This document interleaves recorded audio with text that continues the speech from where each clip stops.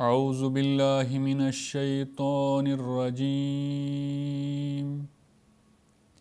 بسم اللہ الرحمن الرحیم والذین هم عن اللغو معرضون۔ سورۃ المؤمنون آیت نمبر 4۔ حضرت مسیح موعود علیہ السلام اس آیت کا مفہوم اس طرح سے بیان کرتے ہیں، یعنی مومن وہ ہیں جو لغو کاموں اور لغو حرکتوں اور لغو مجلسوں اور لغو صحبتوں اور لغو تعلقات سے کنارہ کش ہو جاتے ہیں۔ روحانی خزائن جلد 21 صفحہ 197۔ ناظرین کرام، آج کے درس حدیث کا موضوع لغویات سے اعراض ہے۔ اس ضمن میں چند احادیث پیش خدمت ہیں۔ حضرت ابو ہریرہ رضی اللہ تعالیٰ عنہ بیان کرتے ہیں کہ حضرت صلی اللہ علیہ وسلم نے فرمایا کہ کسی شخص کے اسلام کی خوبی یہ ہے کہ وہ لا یعنی بے معنی اور فضول باتوں کو چھوڑ دے۔ ترمذی ابواب الزہد۔ رمضان کا بابرکت مہینہ جاری ہے، روزہ بھی لغویات کو چھوڑنے کا نام ہے۔ حضرت ابو ہریرہ رضی اللہ تعالیٰ عنہ سے مروی ہے کہ رسول اللہ صلی اللہ علیہ وسلم نے فرمایا، روزہ صرف کھانا پینا چھوڑنے کا نام ہی نہیں، بلکہ روزہ تو لغویات اور بےہودگی کو چھوڑنا ہے۔ پس اگر تمہیں کوئی شخص گالی دے یا جہالت سے پیش آئے تو تم کہہ دو کہ میں تو روزے دار ہوں۔ صحیح ابن حبان۔ حضرت عبداللہ بن ابی اوفا سے روایت ہے کہ رسول اللہ صلی اللہ علیہ وسلم ذکر الہی کثرت سے کیا کرتے تھے اور بے معنی بات نہیں کرتے تھے۔ نسائی باب ما یستحب من تقصیر الخطبۃ۔ حضرت ابو ہریرہ رضی اللہ تعالیٰ عنہ روایت کرتے ہیں کہ رسول اللہ صلی اللہ علیہ وسلم نے فرمایا کہ میری امت میں حقیقی مفلس وہ ہے جو قیامت کے دن نماز، روزہ اور زکوٰۃ کے ساتھ آئے گا، مگر اس نے کسی کو گالی دی ہوگی، کسی پر بہتان لگایا ہوگا اور کسی کا مال کھایا ہوگا اور کسی کا خون بہایا ہوگا اور کسی کو مارا ہوگا۔ پس اس کی نیکیاں ان لوگوں کو دے دی جائیں گی جن کے ساتھ اس نے یہ سلوک کیا ہوگا۔ اگر اس کی نیکیاں اس کا حساب برابر ہونے سے پہلے ختم ہو گئیں تو ان لوگوں کے گناہ اس ظلم کرنے کی وجہ سے اس کے سر پر ڈال دیے جائیں گے اور پھر اس کو آگ میں پھینک دیا جائے گا۔ مسلم کتاب البر والصلہ باب تحریم الظلم۔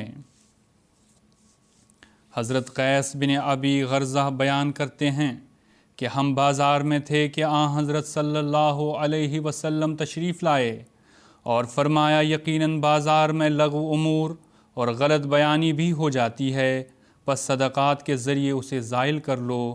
نسائی باب فی اللغو والکذب۔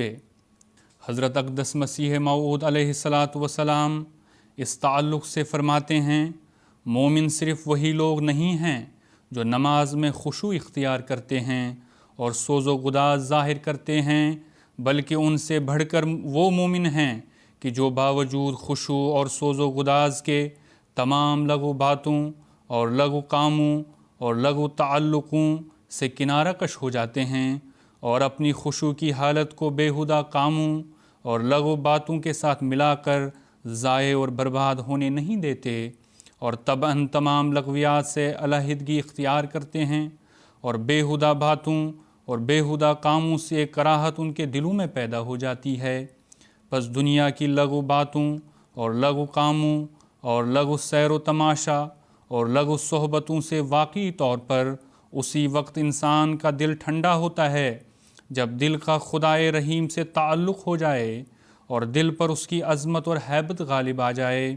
خدا پر ایمان لا کر ہر ایک لغو بات اور لغو کام اور لغو مجلس اور لغو حرکت اور لغو تعلق اور لغو جوش سے کنارہ کشی کی جائے۔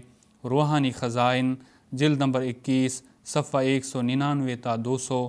حضرت خلیفۃ المسیح الخامس ایدہ اللہ تعالی بنصرہ العزیز فرماتے ہیں، تو دیکھیں ان لغویات کی وجہ سے جو اس سے سرزد ہوئی ہوں گی، اس کی نماز، روزہ، زکوٰۃ وغیرہ اس کو کوئی فائدہ نہیں دے رہا، بلکہ لوگوں کی عادت ہوتی ہے یوں ہی بدزنی کرتے ہوئے الزام لگا دیتے ہیں۔ تو بلا سوچے سمجھے ایسے الزام لگانا بھی ٹھیک نہیں۔ اگر دوسرے شخص نے تمہارے خلاف واقعی ایسی حرکت کی ہے تو اس کا گناہ اس کے سر ہے، تم کیوں بہتان لگا کر ان لغویات میں پڑھ کر اپنے سر اس کا گناہ لیتے ہو؟ ہر وہ چیز جو شیطان کی طرف لے جانے والی ہے وہ لغو ہے۔ پھر انٹرنیٹ کا غلط استعمال ہے، یہ بھی ایک لحاظ سے آج کل کی بہت بڑی لغو چیز ہے، یہ بھی ایک قسم کا ایک نشہ ہے، اور نشہ بھی لغویات میں ہے، کیونکہ جو اس پر بیٹھتے ہیں بعض دفعہ جب عادت پڑ جاتی ہے تو فضولیات کی تلاش میں گھنٹوں بلا وجہ بے مقصد وقت ضائع کر رہے ہوتے ہیں۔ تو یہ سب لغو چیزیں ہیں، بس کوشش کریں کہ ان دنوں میں ان تمام برائیوں اور لغویات سے اپنے آپ کو بچائیں اور اپنی زبانوں کو ذکر الہی سے تر رکھیں۔ خطبات مسرور جلد نمبر 2 صفحہ نمبر 592۔ اللہ تعالی ہمیں ان خوبصورت تعلیمات پر عمل کرنے کی توفیق عطا فرمائے۔ وآخر دعوانا ان الحمد للہ رب العالمین۔ اللہم صلی علی محمد وآل محمد وبارک وسلم انک حمید مجید۔